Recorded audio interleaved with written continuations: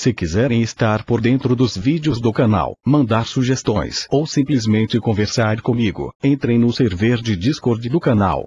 O convite estará no comentário fixado. Links da Zero Absoluto na descrição. Passem nos canais da organização. Temporada 3 Capítulo 2. Tratamento, férias de última hora. Izuku logo cedo já se preparava para sua consulta com o psicólogo. Foi guiado pelas enfermeiras e acompanhado por seus pais, conseguindo caminhar normalmente. Logo que Izuku entrou no consultório sozinho, viu um homem provavelmente com uns 30 anos com cabelo preto, óculos e uma prancheta.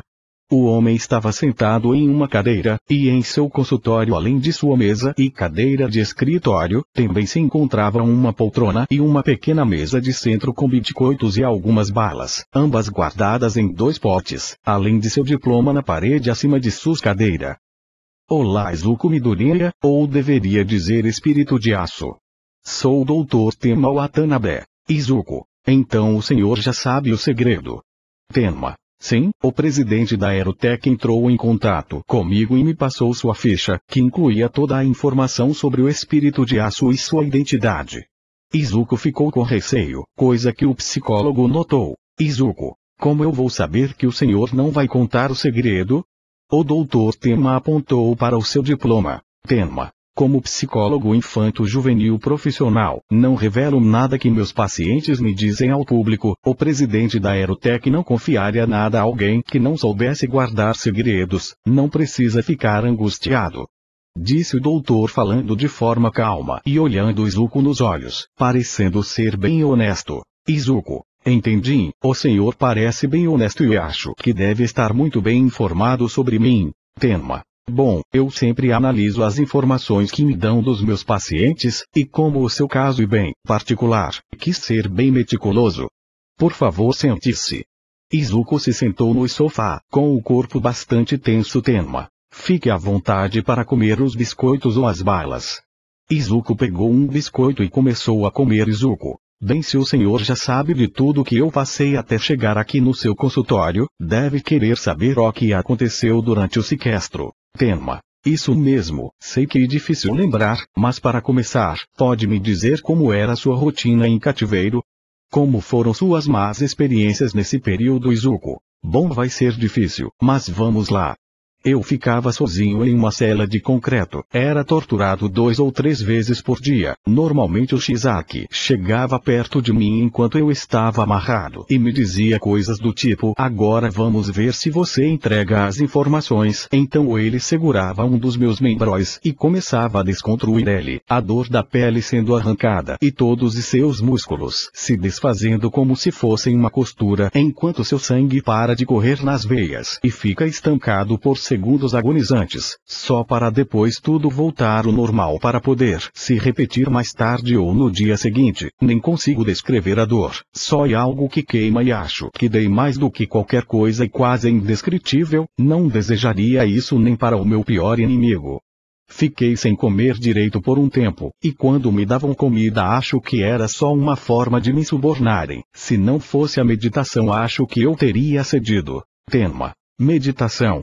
Izuku. Isso era uma forma que eu tinha de manter o foco e evitar me quebrar mentalmente.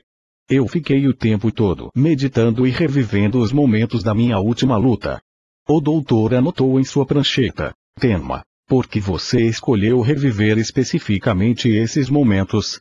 Izuku. Bom, claro que eu também pensei em outras coisas, meus pais, minha melhor amiga Mei, alguns dos meus amigos que me resgataram, mas acho que foram esses momentos porque eu queria focar em um objetivo.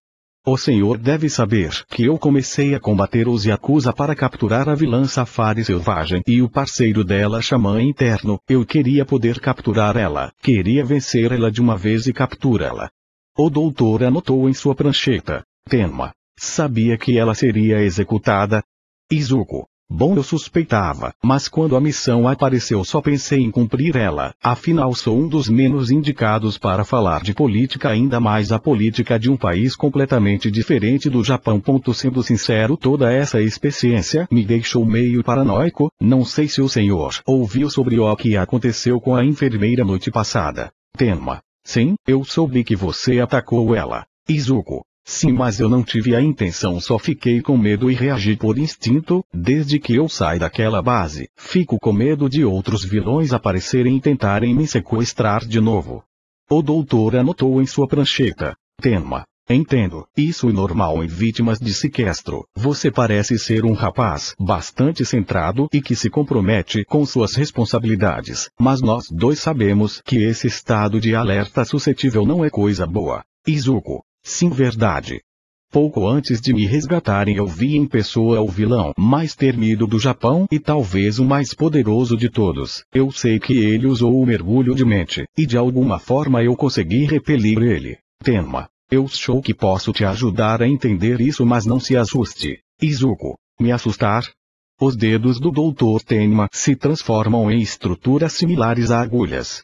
Izuku se assustou ao que era claro em sua expressão, mas ainda assim se controlou o suficiente para não entrar em pânico. Tenma. O mergulho de mente é minha individualidade. Foi ela que me inspirou a entender a mente humana e estudar psicologia. Afinal, como você deve ter notado, usar ela em alguém pode ser algo bem invasivo e desagradável. Izuku. Com certeza, o Alforone deve ter roubado alguém com a mesma individualidade. Tenma. Resumindo e simplificando o máximo possível, no plano mental a força de alguém é proporcional à força de vontade. Se você conseguiu derrotar Alforone nesse plano, foi porque conseguiu se manter firme até o final.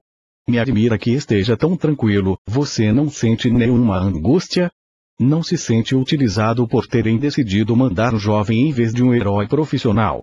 Izuku. Bom, sim, foi muito bizarro o governo pedir minha ajuda só para não se envolver com um país que dá pena de morte aos vilões. Se quer que eu seja franco, principalmente depois da minha experiência em cativeiro, acho que não seria má ideia considerar a pena de morte para os maiores vilões. Mas existe um motivo maior pelo qual eu aceitei a missão. Tenma. E que motivo seria esse? Izuku. Bom, eu sou um lutador. Se eu sinto que tenho alguma chance de vencer, eu aceito o combate. Mas claro, eu não seria louco de lutar contra oponentes que são claramente muito mais fortes que eu. Nesse caso, principalmente, como herói, eu salvaria as pessoas. Tenma. Parece que você dá muito valor às lutas. Como foi lutar contra a vilã Safari Selvagem? Izuku. Bom, foi uma experiência estranha. Sempre foi claro para mim que meu objetivo era capturar ela, mas por mais bizarro que seja admitir, gostei muito de lutar contra ela. Quando comecei a me destacar nos torneios de artes marciais, só porque eu não tinha Kirk, alguns idiotas tentavam me desanimar dizendo que eu continuaria sendo um inútil, mas eu sei que sem as artes marciais não teria chegado onde cheguei. Mesmo sendo uma criminosa, eu sabia que ela gostava de lutar, e principalmente na nossa última luta, me senti muito feliz lutando contra. Ela era alguém que tinha Kirk, mas que ao mesmo tempo lutava muito bem e tinha movimentos que às vezes eram difíceis de ler. Ver alguém que se dedicou tanto ou mais que eu à luta e às artes marciais, era como se eu tivesse encontrado uma amiga com um interesse em comum. Sei que ela não era uma boa pessoa, mas lutava muito bem. Tenma. Então está dizendo que você criou um laço com ela através das lutas. Izuku. Sim, Tenma. Já falou sobre esses sentimentos com a sua família? É algo que você deveria contar para eles. Nessa situação é bom que você tente ser aberto com seus sentimentos. Izuku. Entendo. Acho que dentro de tudo que define uma boa rival, eu simpatizei com ela de alguma forma, até conversamos um pouco quando ela me levou comida. Acho que isso ajudou nessa visão que terminei tendo dela. Ela entregou uma última mensagem para mim, mensagem que ainda não vi. Izuku e o doutor ouviram um despertador tocando e era o celular do doutor Tenma. Tenma. Bom, parece que o nosso tempo de hoje acabou. Vou conversar com você e seus pais e depois determinar se você precisa de mais consultas. Disse enquanto desligava o alarme do seu telefone. Tenma. Vou chamar vocês em alguns minutos. Preciso revisar minhas anotações. Izuku. Tudo bem, doutor. Obrigado pelo seu tempo. Afirmou Izuku para logo fazer uma pequena reverência e sair do consultório. Alguns minutos depois o doutor Tenma chamou Izuku, Inko e Hisashi para o consultório. Hisashi. Então, doutor, qual a situação do nosso filho? Bom, considerando tudo que o Izuku me disse e todas as informações dele as que pude ter acesso antes da consulta, tudo indica que ele começou a mostrar sintomas de estresse pós-traumático, especificamente dos grupos de hiperexcitabilidade psíquica e psicomotora e provavelmente da reexperiência traumática. 5. Hiperexcitabilidade psíquica e psicomotora. Tema. Sim, esse é um dos 3 grupos em que podemos separar os sintomas de estresse pós-traumático. Um dos sintomas é ficar hipervígil, ou seja, quando no menor sinal de perigo, no menor barulho o indivíduo fica completamente alerta, preocupada com o que está acontecendo. Quanto à reexperiência traumática, o fato de aparentemente ele estar tendo um pesadelo provavelmente com o evento estressor, já é um forte sinal de que ele está propenso a reviver o evento estressor, seja em pensamentos, sonhos ou por alguma influência externa que possa levar ele a reviver o momento. Além disso, o fato de ele ter relatado uma simpatia com a sua sequestradora mostra leves sinais de síndrome de Estocolmo, que é quando uma vítima de um sequestro desenvolve uma simpatia, amizade ou até mesmo afeto com a sequestrador como estratégia para sobreviver. Mas pela nossa conversa parece que, se for mesmo o caso, a síndrome de Estocolmo não se desenvolveu muito. 5. Então, doutor Tema, o que podemos fazer para ajudar? Tema. Bom, primeiro eu gostaria de parabenizar vocês por terem buscado um tratamento rápido. 15 a 20% das pessoas que passam por um evento traumático têm chance de desenvolver o transtorno de estresse pós-traumático, mas a grande maioria dessas pessoas só busca tratamento cerca de 2 anos depois. Hoje em dia é muito comum que profissionais da minha área atendam pessoas que foram vítimas de sequestro, vilões, viram pessoas serem mortas por vilões, foram salvas por pouco de algum desastre ou de vilão, etc., sem falar que pode ser difícil de detectar porque pode muitas vezes levar meses ou anos para aparecer, o que por sorte não foi o caso.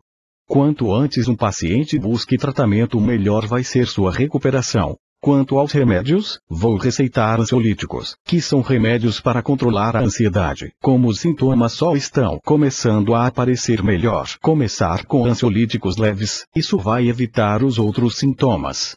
Hisashi. Outros sintomas: taquicardia, suar frio, tontura e dores de cabeça. Mas não se preocupem, com o apoio da família e o uso dos remédios por garantia, as chances de cura deles são bem altas. 5. Bom, doutor, eu estava pensando em fazer uma viagem em família, não sei, acho que se afastar um pouco da Aerotech e tudo mais pode ajudar ele na recuperação, talvez até um lugar fora da cidade de Shizuoka. Izuku. Adoro a ideia de passar tempo em família, mas precisamos ir tão longe assim? Tema. Não é uma má ideia, passar um momento relaxante como uma viagem pode ajudar. Izuku. Tá bem, acho que não vão precisar do espírito de aço de novo tão cedo, pode ser bom para descansar um pouco. Hisashi. Podemos convidar os Hatsumi também, vai ser divertido. 5. Ainda temos que decidir o lugar. Tema. Certo, para continuarmos com o tratamento, vocês precisam marcar um horário. Eu recomendo no mínimo uma consulta por semana. Toma os ansiolíticos 2 vezes por dia, uma de manhã no horário do café e outra antes de dormir. 5. Certo, vamos marcar horário, hoje é ponto. Que dia é hoje, querido? Hisashi. Sexta-feira. Que tal marcar nas sextas? 5. Parece bom, mas tem que ser em um horário fora das aulas na UA. Izuku. Bom, as aulas da tarde normalmente vão até às 5 horas. 5. Certo, então vamos marcar nas sextas 6 horas da tarde. Quantas sessões o senhor acha que serão necessárias? Tema. É difícil dizer, mas se a reação do Izuku ao tratamento for boa, ele não deve precisar de muitas sessões. Recomendo que vocês façam essa viagem, o momento é perfeito, ainda estamos no verão. 5. Certo, doutor, obrigado pelo seu tempo, temos que ir. Hisashi. Sim, eu gostei da ideia, temos que decidir o lugar. Izuku e seus pais foram para casa e começaram a discutir o local de suas férias. Naquele fim de tarde, vilões levavam sequestrado um homem loiro com barba que usava uma camiseta branca, levaram o homem até uma sala onde estava um monitor que mostrava a imagem de Alforone, Shizaki, Davi, Twice, Gentle, Labrava e outros vilões reunidos. Alforone. Muito bem, trouxemos ele. Twice retira sua máscara, revelando que tinha exatamente o mesmo rosto do homem sequestrado Shizaki. A investigação da senhorita Labrava e a aparência dele não deixam dúvidas, esse e o clone. Twice só olhava para quem parecia ser seu clone ou seu original. Twice. Olá Twice, ou deveria dizer Jin Baigawara. Jin. Ei pera, me deixa em paz cara, eu só quero viver uma vida tranquila. Twice. Detesto fazer isso comigo mesmo, mas e o único jeito de descobrir? Twice pegou uma faca e esfaqueou Jin no peito direto do coração. Jin se desfez, se tornando uma massa cinza que pouco tempo depois se desfez, deixando apenas as roupas que estava usando. Alforone. Parece que tínhamos o original conosco esse tempo todo, que ótima notícia. Twice naquele momento ficou tão feliz que apenas sorriu sem dizer uma palavra, parecendo sentir um alívio enorme, e se ajoelhou. Mente de Twice. Então eu sou original. Todo esse tempo eu sempre fui o original. Significa que eu não preciso ter mais medo, disse Twice fazendo 2 clones de si mesmo. Clone 1. Isso ai cara, você conseguiu, agora tá melhor do que nunca. Disse tocando o ombro de seu mestre. Clone 2. Não tem por que ter medo, você sempre foi mestre do seu próprio destino. Disse também tocando o ombro de seu mestre Shizaki. Entendo que possa estar emocionado, mas precisamos focar na missão. Twice logo se levantou desfazendo os clones. Twice. Sim senhor. Qual o primeiro passo? Na Aerotech, no fim de uma grande jornada de trabalho, saia de seu escritório e ia em direção a seu carro.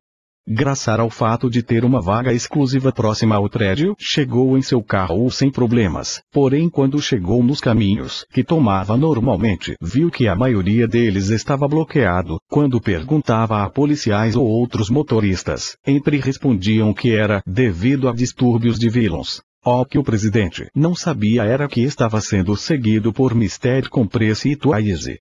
Mr. Compresse usou um comunicador para informar tudo aos seus companheiros vilões. Mr. Compresse. O alvo continua se movendo. Está indo para a rua da captura. Presidente continuou buscando caminhos. Foi forçado a ir por uma rota mais longa em ruas pouco iluminadas.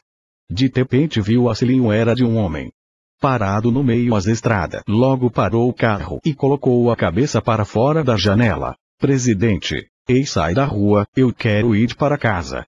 A silhueta se multiplicou até tapar toda a estrada. O presidente, notando que a situação era perigosa, pegou uma arma que tinha no porta-luvas, guardou a chave do carro no bolso. Mr. Compresse comprimiu em uma pequena esfera a porta do carro do presidente. Enquanto o Twice original chegou mais perto, o presidente foi puxado por Mr. Compresse e começou a ser comprimido. Mas antes de ser totalmente comprimido, como uma abotoadura que tirou do seu terno, espetou Mr. Compresse. A abotoadura explodiu, desconcentrando o vilão e jogando o mesmo para frente, dando tempo ao presidente de escapar e recuperar sua arma. Os clones de Twice tentaram avançar contra ele, cercando ele em um círculo, mas o presidente atirou nos clones, acertando 4 deles com precisão. Twice. Ele tem uma arma. Mr. Compresse. E atira bem.